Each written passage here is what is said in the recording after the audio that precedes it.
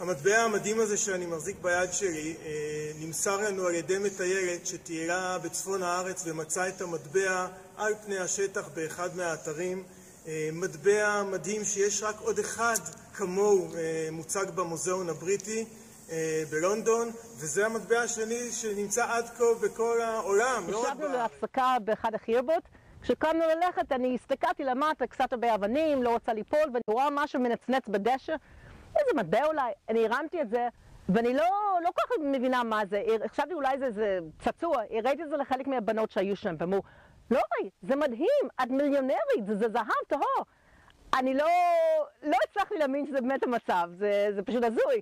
אז המשכתי הלאה, הראיתי את זה למדריכה, כשהיא הבינה שאני לא עובדת אליה, היא גם כן נורא התלהבה, שחט תמונה שזה לרשות העתיקות, והם מהר מאוד חזרו אליי בטלפון, רצו ליצור קשר, וזהו, הגיעו לאסוף את המטבע, היה לי נורא קשה להוציא את זה מהכיס ולהיפרד מזה, מסעתי לו את זה בהתרגשות רבה, ואני מאוד מקווה שאחד ימים אני אראה את זה מוצג במוזיאון ישראל. פשוט מרגש מאוד גם הממצא וגם עצם זה שפשוט אזרחות יפה. המציאה החדשה הזאת היא מדהימה.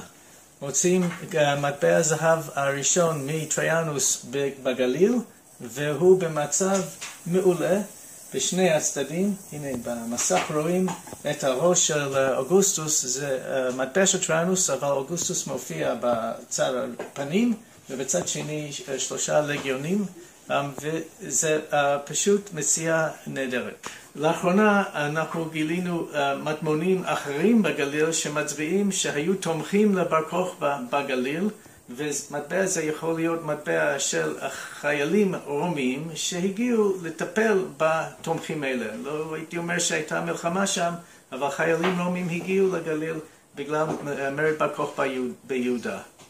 מטבעות זהב כאלה, אוריוסים, הם היו מאוד יקרים בעת עתיקה, הם רק חילקו אותם לחיילים, אבל גם במקרים נדירים, בדרך כלל שילמו להם בכסף, כאשר שילמו להם בזהב, ברבעון שילמו להם 3 מטבעות זהב, במקום 75 מטבעות כסף.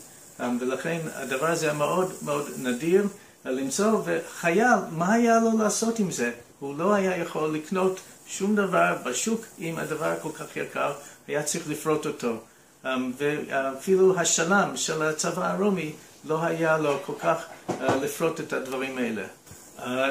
זה אומר שהיה ייתכן חייל רומי או מישהו שגנב מחייל רומי, הכל אפשרי, שאיבד כזה דבר יקר בשטח והצטער עליו אבל לא הצליח למצוא אותו אחר כך.